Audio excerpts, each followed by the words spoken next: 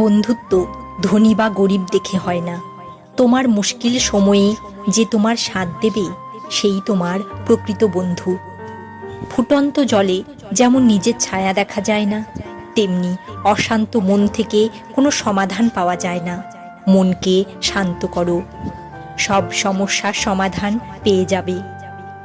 খুব বেশি দুঃখে এবং খুব বেশি আনন্দে কখনো জীবনের গুরুত্বপূর্ণ সিদ্ধান্ত নেওয়া উচিত নয়, কারণ এই দুই পরিস্থিতি তোমাকে কখনো সঠিক সিদ্ধান্ত নিতে দেবে না।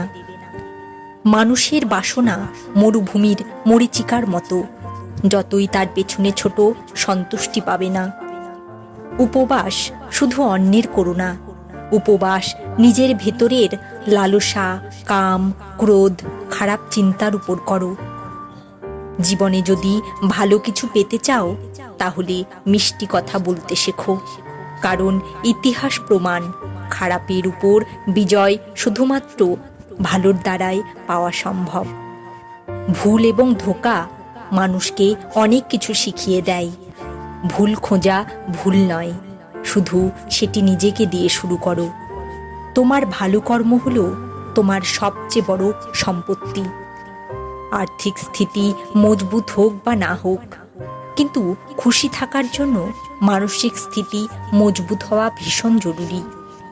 কর্মের কাছে না কোনো কাগজ আছে, না কোনো কিতাব, তবুও পুরো দুনিয়ার হিসাব আছে। ধর্ম কেবল রাস্তা দেখায়, আর কর্ম গন্তব্য। খারাপ সময় এমন এক অস্ত্রাগার যেখানে সফলতার চাবি পাওয়া যায়। যে মানুষ নিজের নিন্দা শুনেও শান্ত থাকতে পারে, সে পুরো জগতের উপর বিজয় প্রাপ্তি করে নিয়েছে। সম্মান সেই পায় যে অন্যকে সম্মান দেয়। অহংকার যে বিষয়ের উপরেই থাকুক না কেন, শেষ পর্যন্ত এটি সর্বনাশ করে তারপর ছাড়ে। একলা খুশি থাকতে শেখো, পুরো দুনিয়া রয়েছে তোমাকে দুঃখী করার জন্য।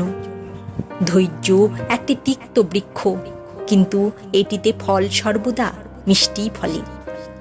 ভালো বই এবং ভালো মানুষ চট করে বুঝতে পারা যায় না, তাদের বারবার পড়তে এবং জানতে হয়। একলা চলা শিখে নাও।